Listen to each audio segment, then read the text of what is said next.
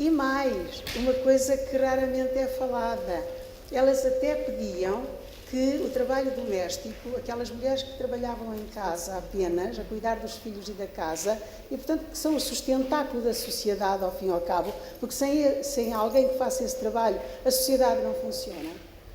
Elas já pediam um salário para essas mulheres. Uma coisa inovadora, em 1906, no jornal O Mundo, falava-se disso, as mulheres falavam já disso. A Albertina Pariso era uma das que falava disso. Então há um século que andamos a falar. Exatamente, portanto, hoje, como disse a doutora Isabel Moreira, há uma grande disparidade de salários entre homens e mulheres e, portanto, nas mulheres que têm uma fraca especialização, uma fraca qualificação académica, digamos que anda à volta dos 18, 20% essa disparidade. Mas no lugar de topo chega aos 30%, que realmente é muito. Depois queria também pegar numa outra coisa, que é a qualificação académica hoje das mulheres. Eu trago aqui alguns números, não sei se valeria a pena falar deles. Realmente as estatísticas dizem-nos que hoje as mulheres são mais preparadas. Por exemplo, os dados publicados em 2014, referentes a 2013, a taxa de feminização do ensino secundário e pós-secundário é de 50,8% e no ensino superior é de 60,3%.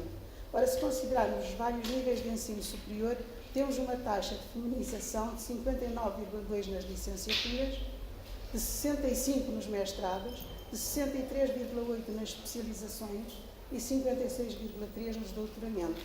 Ora, curiosamente, a situação de desigualdade entre homens e mulheres no mercado de trabalho continua a ser significativa. Portanto, e o pior ainda é que as mulheres com mais qualificação académica são aquelas que têm mais dificuldade em arranjar emprego. Ora, situa-se, por exemplo, no desemprego, a taxa de feminização situa-se, portanto, mulheres com ensino superior é de 59,6% de desemprego, enquanto que aquelas que têm o ensino básico e secundário é em média de 47,9%. Ora, esta situação, como também já foi referido, agravou-se nos últimos anos devido à crise da União Europeia. Portanto, queria também lembrar que nos órgãos de poder e de tomada de decisão as mulheres estão subrepresentadas. A taxa de feminização na Assembleia da República é de 26,5% e nas regiões autónomas de 22,7%, o que é muito pouco, não é? Nas comissões parlamentares, temos 12 comissões parlamentares, só uma, a da saúde, é que é presidida por uma mulher. E depois a subcomissão para a igualdade também é presidida por uma mulher, a Elsa Paes. Portanto, estamos a ver que realmente as mulheres estão muito, muito subrepresentadas. No Parlamento Europeu temos 8 deputadas, o que corresponde a 36%, mas estamos no 13º lugar de representação feminina entre os Estados europeus. A nível do poder local ainda é mais flagrante esta disparidade. Temos 308 presidentes de Câmara e só 23 são mulheres, o que representa 7,5%. Portanto, e não vamos falar da Grécia. E não, pois, que não tem nenhuma mulher no governo. Nós ao menos temos 4, ganhámos uma no final do ano passado, não é? Tínhamos 3, ganhámos mais uma. Portanto, estas são as velhas reivindicações. Velhas reivindicações que uniram as mulheres, pelo menos Clara Zetkin, quando propôs o Dia Internacional das Mulheres, em agosto de 1910, no Congresso Internacional Socialista de Estocolmo, tinha isto em vista, a união das mulheres na luta pela sua própria emancipação e pelo direito de voto. Ora, o direito de voto nós já o ganhamos. E o resto? Pois. Espero aqui propostas Exatamente. muito interessantes e importantes para superarmos todo este estado de coisas. Porque o resto, eu diria, Sandra, que ainda é muito, não é? É muito. Porque quando a professora chama velhas reivindicações, eu tenho que pôr aspas, porque continuam a ser contemporâneas, Exatamente. porque de facto vamos conquistando pequeninos degraus, e ainda bem, e temos que ter consciência dessas conquistas, mas eu às vezes até tenho assim um bocadinho de pudor em falar destas conquistas à minha filha, não é? Porque ela olha para mim e diz, mas há quantos anos é que andas a falar nisto? E pelos vistos há muitos anos que andamos a falar nisto, Sandra. E obrigada também por ter aceitado o nosso desafio para estar aqui hoje connosco, e acredito que estes números, estas realidades foram tantas vezes abordadas por nós em conjunto, em várias tertúlias, umas televisivas, outras menos, acerca desta questão da desigualdade salarial, mas também a desigualdade na partilha das tarefas, as responsabilidades familiares, o ter tempo para nós enquanto pessoas e não apenas enquanto trabalhadoras, enquanto mães, enquanto mulheres, não é? Portanto, tudo isto acredito que estará também enquadrado num desafio atual, e basta ler alguns tópicos que desde o domingo andaram por aí a cirandar nas redes sociais, com expressões absolutamente extraordinárias, como eu li uma que me enviaram, eu não estava a acreditar e nem consegui comentar. É claro que as mulheres têm de ganhar menos, porque quando saem em licença de maternidade deixam de contribuir para a empresa e, portanto, durante 4, 5, 6 meses não produzem, portanto não têm nada a ganhar a mesma coisa que os homens. Bem, eu ainda estou congelada, já passaram mais de 48 horas, mas isto sempre acredito que era o pão nosso cada dia. Sim, de facto. Antes de mais, muito obrigada pelo convite e pela ideia de fazer este evento.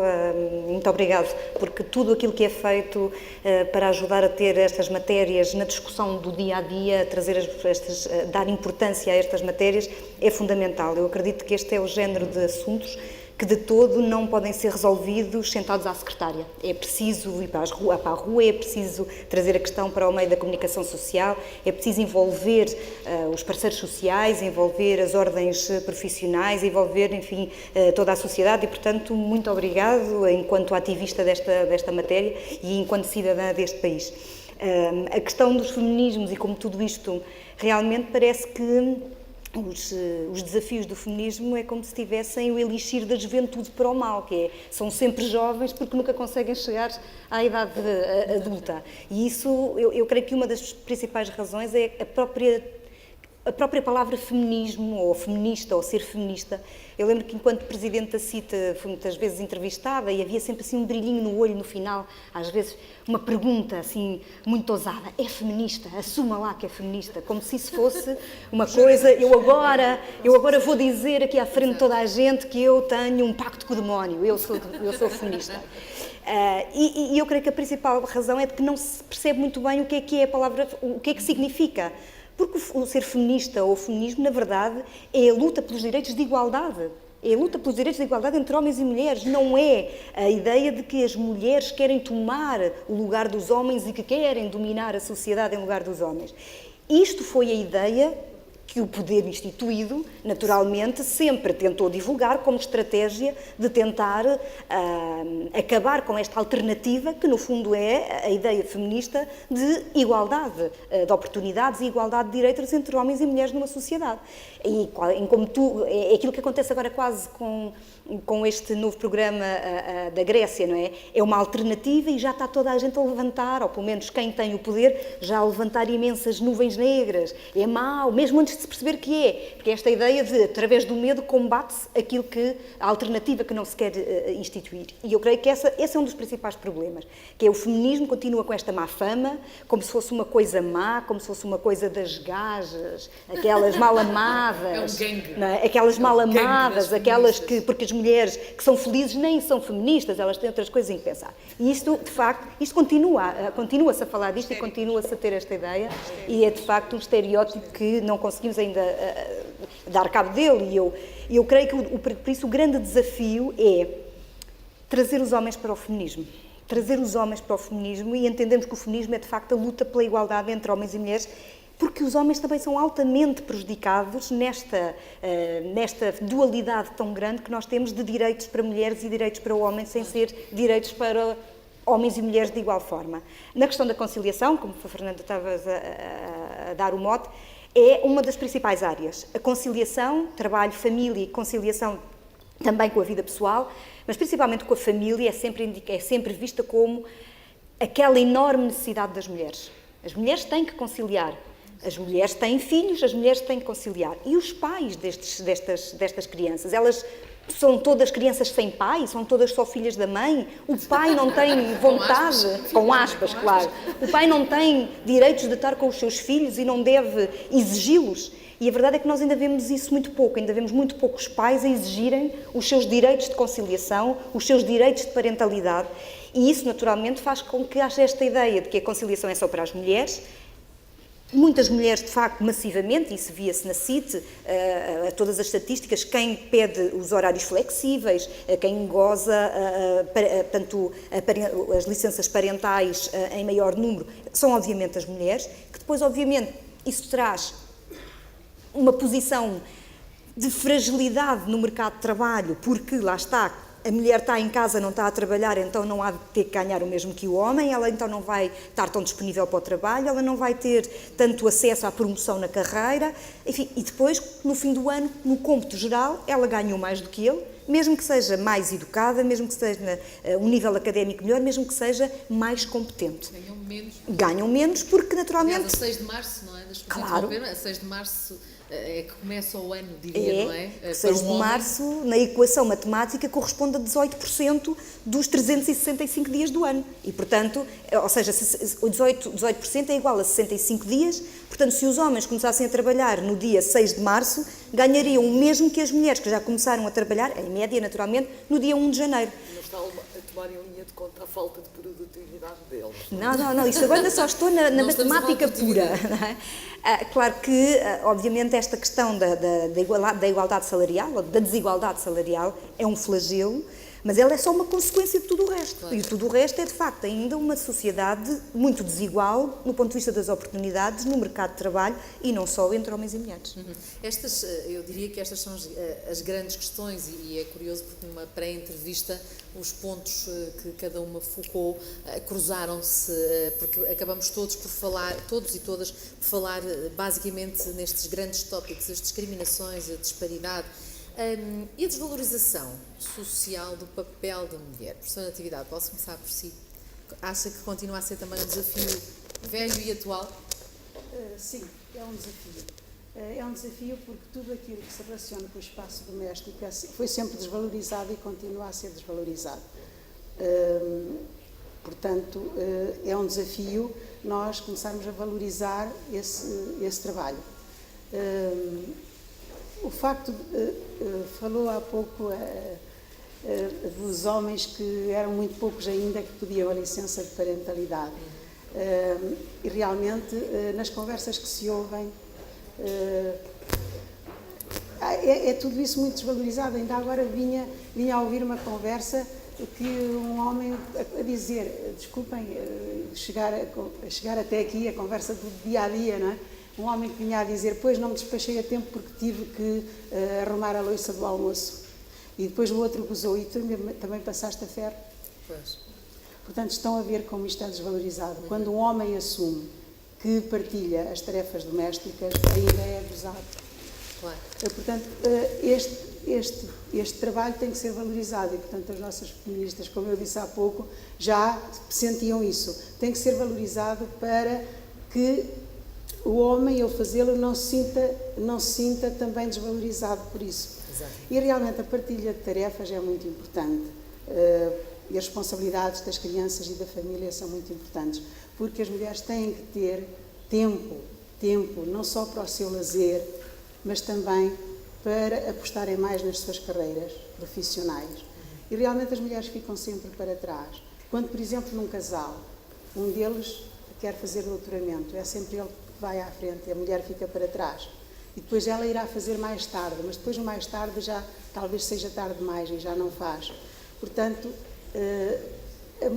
realmente as mulheres ficam sempre para trás, as mulheres são sempre prejudicadas. E como se disse há pouco, quando uma mulher se candidata ao emprego, perguntam-lhe se tem intenção de engravidar, se tem filhos pequenos, etc., porque estão a pensar que ela vai prejudicar a empresa. Portanto, os filhos, a maternidade, o cuidado com os filhos, o cuidado com a casa são realmente coisas a desprezar, são empecilhos e prejuízos para a empresa. Portanto, eu acho que tem que se apostar nessa valorização. Como se não fizessem parte da equação do nosso dia-a-dia, não é, Isabel? E esta questão, acredito que acaba por se tornar ainda mais complicada. Eu não gosto da palavra, mas é complicada quando se trata de uma aventura monoparental. Quando uma mulher tem um filho sozinha. Sim, mas eu acho que tudo se resolve. Eu, depois de ouvir as várias intervenções, não podia deixar de dizer que perdemos talvez a melhor presidente sempre da CIT. E eu queria dizer isto em voz alta. E tem-nos feito muita falta estas suas intervenções. Mas depois de dizer isto em voz alta, eu queria dizer que tudo se resolve,